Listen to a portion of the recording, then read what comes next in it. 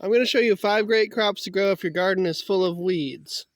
And my garden has got a lot of very weedy spots.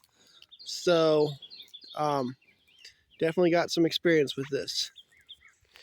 Number 1 is potatoes.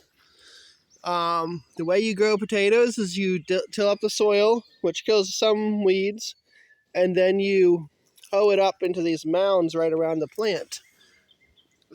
And as you're hoeing that every couple weeks, you kill almost all the weeds each time. And you're supposed to look for a few weeds and pull them out too if they don't get killed by the hoeing.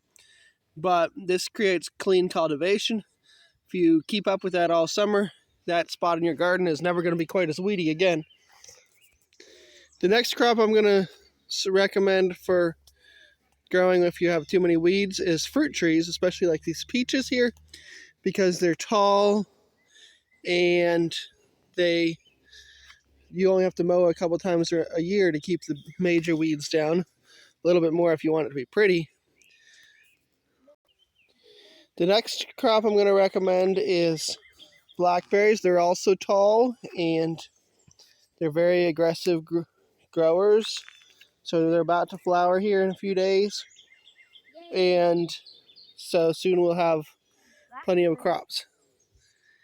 Blackberries, we make blackberry and rhubarb pies, and it's really good. Yep. The 4th crop I'm going to recommend is garlic. It gets planted in the fall, so it gets a head start on most of the spring weeds. So as long as you till the ground good before you plant it, then the weeds are little. This has not been hoed or cultivated yet this year. I need to do it, and if I do it, I'll come out with almost no weeds in the ground when we harvest, and so the weeds will be kind of reduced for the future based on this crop, just like the potatoes. The final crop I'm going to recommend is raspberries. These are black raspberries and they're loaded with fruit, and they are weedy, but they only are, you just get a lot of, they're so tall that they outperform the weeds on a good year. And so we do have to weed them a couple times. Weed whack the paths and stuff, or mow if you can get a mower in there.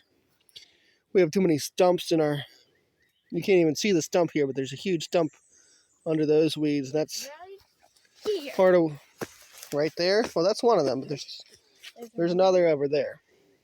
So that's why I recommend these 5 crops as great ones if you got a weed problem.